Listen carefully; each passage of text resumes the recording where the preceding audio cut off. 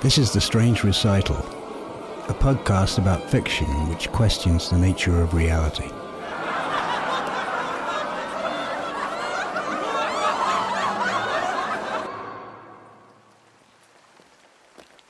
He was an ordinary German, walking one night on a Berlin street near where he lived, when a car turned the corner and followed alongside him at a crawl. He was alarmed. It was obviously the police, and he felt guilty of something. He was trying to think what he might have done wrong, or what someone might have accused him of, when the car stopped and two men in Homburgs got out and took him by the arms. "Franz Leis?" "Yes." They pushed him into the back seat. One of them got in beside him, and they drove away. He was 35 or 36.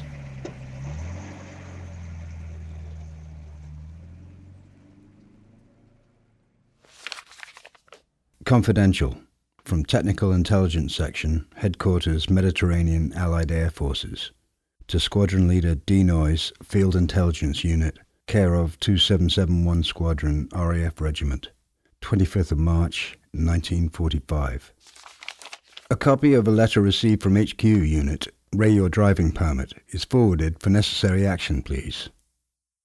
Gilbert Fenton, Flight Lieutenant, Technical Intelligence Section, HQ MAAF. Copy.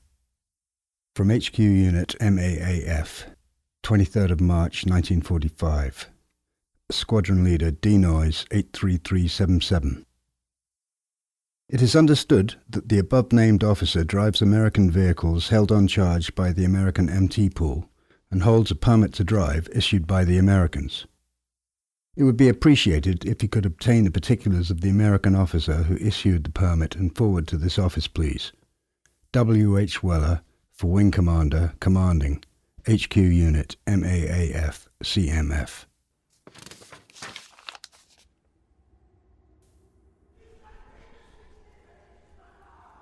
The camp was modern, a place of internment for society's undesirables.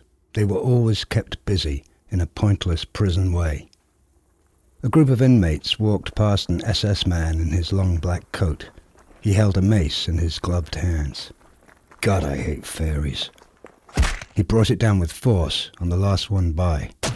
Within seconds he had beaten a man to death. The rest kept walking. Among them was a very tall person. Though it was spring, it was still cold.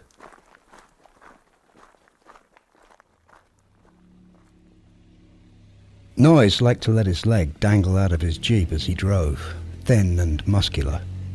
At night, he waded through corpses in various stages of decomposition. He was very pleased with himself about the jeep, as he had managed to wangle it from the Americans. It had arrived on Crete by ship 2 days after him and Purvis, and 3 days before their kits. News of their arrival had preceded them, and a crowd had gathered in the harbour. British officers were not a common sight on the island, and were viewed as personal representatives of the King and Mr. Churchill. Noyes tripped on a coiled rope while disembarking and tumbled into the sea. He had no clothes with him other than what he was wearing, and had to strip naked and be wrapped in a blanket. He found the embarrassment almost too much to bear, as did Purvis, who was also able to appreciate the absurdity. It didn't take them long to arrange for a billet in a house not far from the shore. The owner, Mrs. Sombonakis, an elderly widow, was very happy to see them. She told them that British officers were vastly preferable to Italians and Germans, who until recently she'd been forced to suffer. She said that one German would shit in his boot every day and make her clean it out. His standards of hygiene were high. Noyes, who had never even considered shitting in either of his shoes, was at a loss for words. Strange people, the Germans. The road up to the villa was steep. Ariadne could feel it in her calves. Her period was late, and she wondered if she was pregnant. It was not a good time to have a child. There was not enough food. The Germans had taken it all. Babies were dying. If she was, she wondered who the father might be, and hoped it wasn't the handsome SS man who shat in his boots. She was carrying a jar of milk. Lord Strange liked milk. It was from a goat, not a cow, and she hoped it wouldn't turn before she reached his house. She worked for him without ever clearly knowing what he paid her for. Was she a personal assistant, an errand girl, a spy? Or was she employed because he liked her company? It didn't matter much. He treated her well, and she made money. When she passed the cypress trees and crossed the courtyard, he was waiting at the open door. "Come in, my dear girl. You've brought milk. How very kind." He was avuncular, slightly heavy in the jowl, with a full head of grey hair. He took the milk from her and motioned her inside. "Would you like some water? Let's go into the study. It's cooler." Though it was still only spring, the days had begun to get hot. She took the water and followed him into the study. The shutters were closed and it was pleasantly cool. It was a temperature that encouraged contemplation. He sat down at his desk, which had nothing on it but a pipe resting in an ashtray. "I asked you here because I need a courier." "Certainly. Where will I be going?" "Not you, Ariadne. I want you to find me someone suitable." "Well, what kind of person do you have in mind?" "Male and German. But the Germans have left." "I'm sure there are still a few about. If anyone can find them, you can." She was curious to know why he needed a courier. He was as mysterious as his name. She suspected that his reach was far and his loyalties malleable. He didn't go in for explanation. At least he was not pompous. That she could not abide in a man. "Might I ask what this courier would be carrying?" "Yes, indeed you might. It's natural enough to be curious. Because I'm fond of you, I shall tell you just that it is an object." "I'll see what I can do." "I'm sure that you will. But please don't take too long about it. Use your charms, Ariadne. Find me a strong young German and bring him here." The two men in Homburgs who had ushered Franz into the back of their black sedan now ushered him out again. Aside from a few pleasantries, they had not spoken much for the entire journey and had said nothing to him. They had passed through checkpoints where identities were verified and finally entered a complex of low buildings where they handed him over to men in military uniform who took him inside. He was led down a long corridor with numerous small rooms in which people were sitting at typewriters and radio sets. His destination was the large conference room at the end. He felt the numbness of a condemned man. In this state of mind, he suddenly found himself in the presence of the Führer. 3 other party notables were also there, Goebbels, Himmler and Bormann, as well as some staff officers. The leader, who was bent over a map table when he entered, glanced up at him with blue eyes. "You must be Leiss. I'm glad you could come." Franz's relief was palpable. He was off the hook, at least for a few minutes. "You're probably wondering why you're here." "I am Führer." "We are about to embark on a great venture, Leiss." All eyes in the room were on the Führer. Franz felt honoured that this great man's attention was directed at him alone. It was an honour accompanied by trepidation. "I'm starting production of an epic film." Things began to make sense. In 1933, while he was working at UFA, Franz was required to fill out and sign a questionnaire. It mostly dealt with racial purity issues and political affiliations. He'd been in the clear, 100% German, on both sides of the family, as far back as anyone could remember, with no record of political views or activity. Everyone who worked in the film industry had to complete this form, which was filed at the Reich Film Chamber. They would know everything about him and the films he had worked on, such as Stormtrooper Brandt, Bleeding Germany, The Blue Angel, and Hans Vesmar, The Story of Horst Wessel. They'd also know about his work with Riefenstahl on The Triumph of the Will and on Olympia. Franz was proud of his resume. "This film will be so sweeping in scope that Hollywood will look like a kindergarten class in comparison. The problem with their cinema, aside from being run by Jews, is that America is so lacking in culture. They have 3 or 4 Negro songs and they keep making films about them. They do it well enough, but in the end, so what? The difference between us is that our culture is so rich and profound that we have an almost bottomless well to draw from. If you couple that fact with the new film grammar that I have conceived, where reality and the motion picture are indistinguishable from one another, you can see, Lice, that we have a masterpiece on our hands. Art that will resound through generations for thousands of years. There were smiles and nods of agreement all round. Franz could not help being mesmerized by the way he was opening and closing his fist as he spoke. Just the making of this film will be an act of purification for the soul of the fatherland. You have a part to play in this, Lice. A small part, but don't feel any less of yourself for that. The whole is the sum of small parts. No detail will be unattended. Everything is important. We are well aware of your abilities, which is why you have been selected. Now listen carefully to your instructions. You will secure a hearse and a wooden coffin, nothing too elaborate. A prisoner will be delivered to you, and you will shoot him in the head with a revolver that will be provided. You will put the corpse in the coffin and seal it. You will then drive across the border into France and make your way to Paris as quickly as possible, where you will meet me personally underneath the Arc de Triomphe. You don't have to be concerned about camera position. You'll be filmed from every conceivable angle. Just drive. You'll be issued an expense account to cover necessary costs. You will submit receipts with written explanations for all disbursements. From now on, you'll receive further details and instructions from Dr. Goebbels' office. Is that understood? Yes, Führer. Good. This is a Führerbefehl. Franz knew that a Führerbefehl was a simple thing. You either carried out the order or you died. Might I ask one question? I believe you just did. Franz smiled meekly at the joke. Go on, then. Will we ever see inside the coffin? A sudden look of irritation flared up in the leader's face. His jaw tightened. Never! Just remember that greater minds than yours are at work here. All you have to do is obey. Now get out! A droplet of spittle landed on Franz's cheek.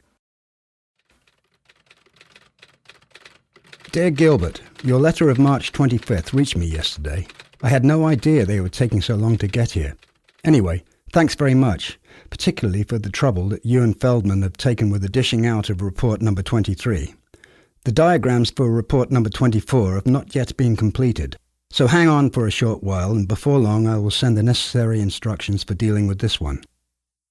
Referring now to your paragraph 5 in the letter MAAF CC 27451P1 of March 25th. I'm sorry this matter got overlooked, but you know the usual business of being on the job or the road or the typewriter from dawn to dusk. Anyway, the particulars required are as follows. Motor Vehicle Operator's Permit number 52, Organization Technical Intelligence HQ MAAF ADV, Station APO 650 New York, Place APO 650 New York, Name Daniel Noyes, Rank Squadron Leader, Organization HQ MAAF, Type Vehicle Passenger Car Cargo Trucks, Date February 1st, 1945, Authentication CF Gudrun, Captain. Wing Commander Shilto mentions that in your letter to him of March 21st, you referred to an ADIK report number 231 enclosed. Unfortunately, it wasn't. Have you any clue to its whereabouts? Yet another request. Ask Feldman to look in the file Recognition of German Ground Radar and extract all the MAPRW photographic reports and photos and send them to me. Any others that come in should be sent immediately. Incidentally, can you find out for me, please, why and when I was mentioned in dispatches? I am curious and not a little amused. If there is a London Gazette date available, I'd very much appreciate the particulars. As for oak leaves, my final request tonight is for you to ring up the camp commandant and ask him if he has any. Yes, that really is all for now. Kind regards, and we expect to see you up here one of these fine days.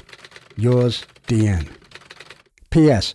When the stenciled version of Signals Report number 23 is ready, would you send an additional copy to AI2G for attention of Flight Lieutenant Nutting, wherever he may be? I would also like an extra copy up here. Nutting, McBean and Shorter have of course gone on Weller's party. Wing Commander Proctor spoke in his letter to Shilto of his having had them specially fattened up. And please, could you send me some more rolls of 35mm film, as my supplies are running low. There was an unscheduled roll call at the camp. All the prisoners were gathered on the parade ground. It took some time for them to be shuffled into place. When it was finally accomplished with the usual goading, a pregnant silence ensued. Aside from the administrators and their dogs, and to some extent the inmates, there was nothing else left alive in the camp. It had been decreed that all creatures should be exterminated in the interests of general health. The commandant appeared and mounted the dais. The men below him had been assembled in neat rows so they could be counted at a glance. The roll call began. It was a lengthy process. Numbers were read off a list. With each number, the identified prisoner would shout affirmation. When the number 0731602 was called, there was no response. This number pertained to the tall man, but he had forgotten it. The reason for this was that he had never felt it suited him, so he had created a new number by adding the old one's figures and dividing by 7. The result was much more interesting, 2.71428571. He had become known to his companions simply as 2.7, and was so used to this new number that he had forgotten the original. When the roll call was complete, 2.7 was instructed to remain behind. He stood alone, listening to the wind for an hour and 46 minutes, until eventually a transport vehicle arrived and he was taken away.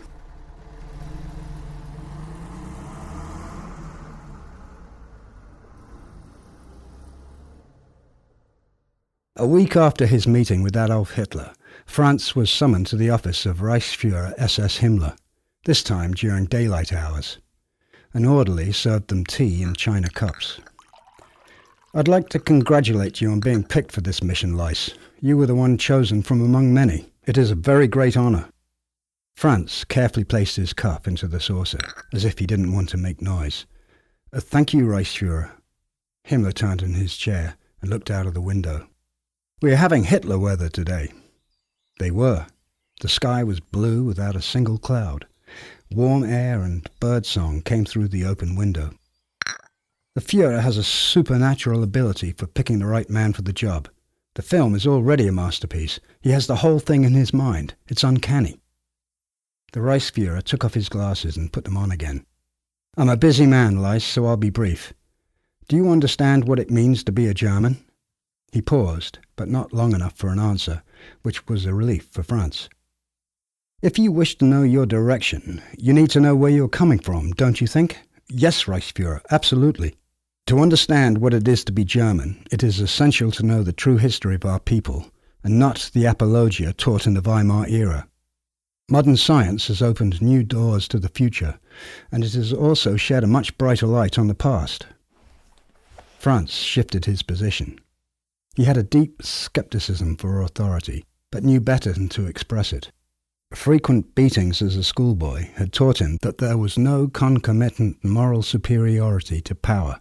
He feared it, but did not respect it, and as a result felt entitled to do whatever he chose, as long as he deemed he could get away with it. The first people who could truly be described as human were of the Nordic race. They were a strong people with a naturally sharp intellect, completely pure and unsullied. Their existence, filtered through time, has reached us today as myth. What you may not realize is that this myth is an echo of reality. Odin and Thor existed. They were the early chieftains of the Germanic people, forebears to our own Führer, you might say. Heil Hitler! Yes, sit down, Lice. Thor's hammer was a real weapon. You see, as surprising as it may seem, our ancestors had a much more advanced technology than we do. This has been scientifically proven.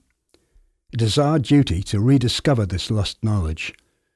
If we are successful, no enemy will be able to withstand us, and we will be able to reclaim our rightful living space.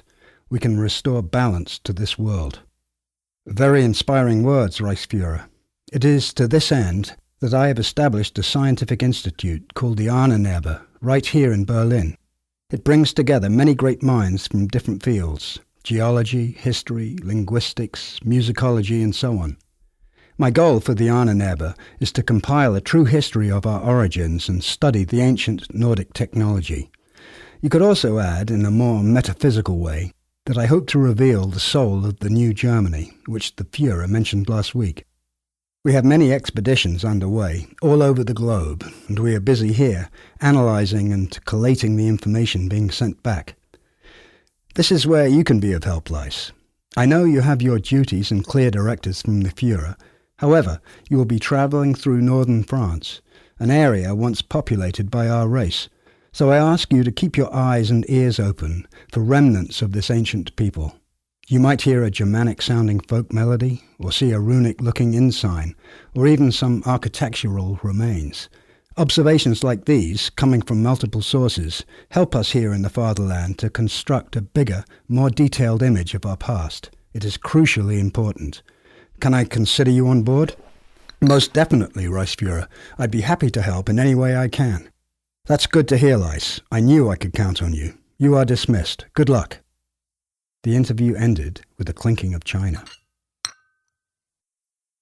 After Ariadne had left, Lord Strange took the jar of goat's milk and poured it down the drain. He returned to his study and sat down at his desk. He took a key from his waistcoat pocket and unlocked one of the drawers.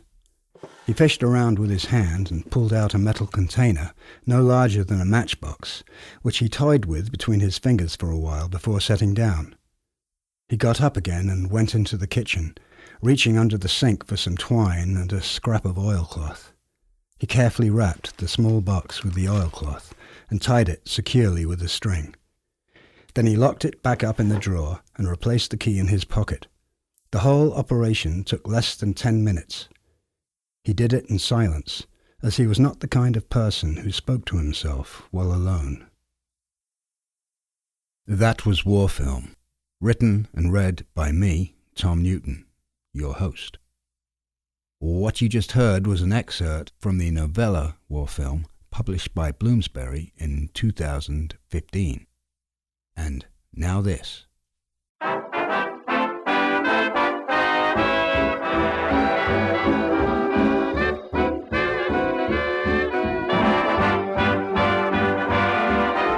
Let's go bombing, oh, let's go bombing, like United Nations airmen do.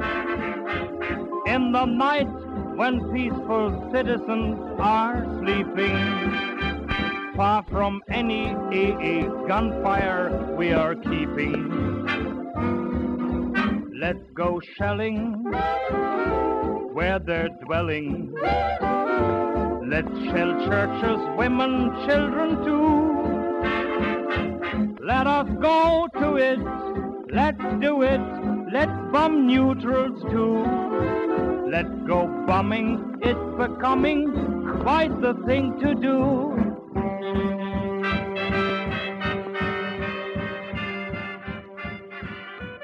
World War II, not only a war, but a movie. A big-budget epic with Hitler at the helm, as they say. Where did that idea come from? Well, the premise came to me in a dream. World War II was a film, Hitler was the director, and I was the prop guy. He told me to kill someone, put them in a coffin and drive to Paris, where I was to meet him. I asked him if we would see inside the coffin, because I was thinking that we could load it with sandbags and no one would have to die. Mm-hmm. He got really pissed off with me. I work in the film business, so it's not really a stretch. I had another dream around that time, where a producer asked me if I was available. I said yes. And then he told me the director was an infamous Nazi war criminal, and did I have a problem with that? I asked him who it was. He said Goebbels. My mind clicked over and I thought about my mortgage payments. I said, no, I don't have a problem. Mm-hmm. I've wondered since then what kind of person I am. Incidentally, a week later I got a call to work on a commercial for the Holocaust Memorial Museum in Washington, which I did. Anyway, that was how the story started. You know, I think that for men our age, World War II loomed large in our early consciousness because our fathers had been in the thick of it. You know, they carried it home with them. Yeah. So your book has some very authentic, realistic material in addition to being born from dreams. So I'm wondering about that connection. That's a good point. Warfilm has a few different realities running concurrently and converging. Of all of them, the reality of the British officers is the most true to life. And that's because Daniel Noyes is my father. I gave him a different name with the same initials. My father was in technical intelligence in the RAF, specializing in electronics. A lot of the experiences Noyes has in the book are the same experiences my father had in the war. Falling into the sea at the harbour in Crete, and the German who shat in his boot and forced his Greek host to clean it out. They're just a couple. Noyes started out as a secondary character, but as the book progressed, he became more important. I dedicated the book to my father, in Esperanto, which he introduced me to. Noyes was my imagined representation of the man I didn't know, as I had not yet been born. He was 27 at the time. I also found that by making the British officers seem authentic, I could emphasize the strangeness of the situation the protagonist found himself in, occupying a number of different realities at once. So we just listened to the beginning of the book. Now, I have the advantage of having read the whole thing, so I know that you've now introduced the major characters. But I also know that the plot is not going to unfold in a predictable way at all.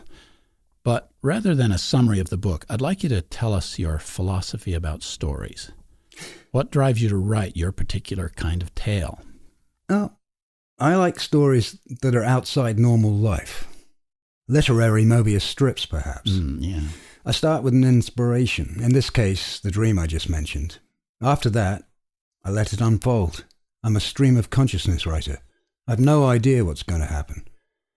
But I like to set one or two arbitrary rules to narrow the focus. In Warfilm, the rule was to be as succinct as possible, to describe without description.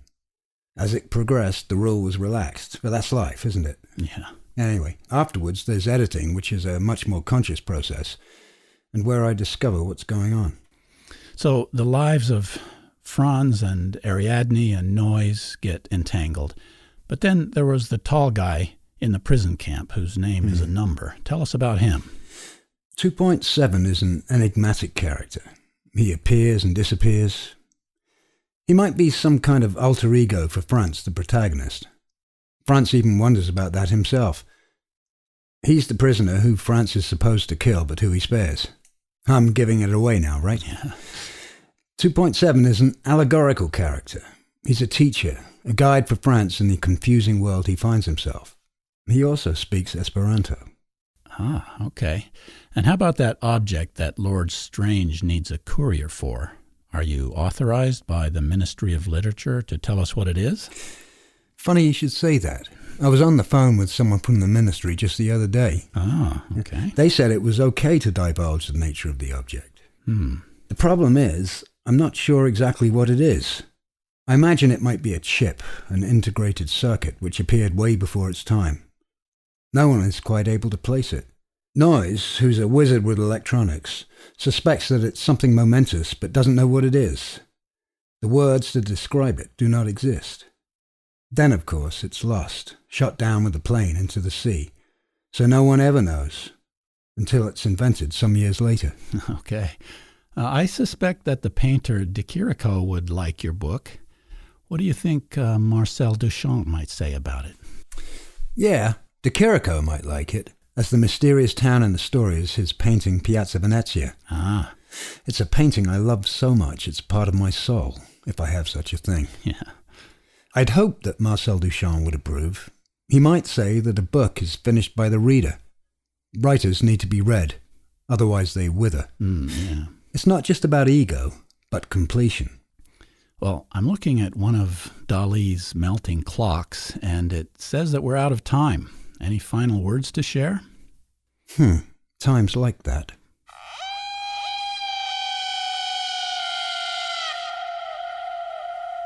This is The Strange Recital, on the web at thestrangerecital.com. The music you heard on this episode was United Nations Airmen by Charlie and His Orchestra. Charlie and His Orchestra was a swing band put together and overseen by Joseph Goebbels for propaganda purposes. I imagine he thought he could use it to damage Allied morale. I don't think it worked out that way.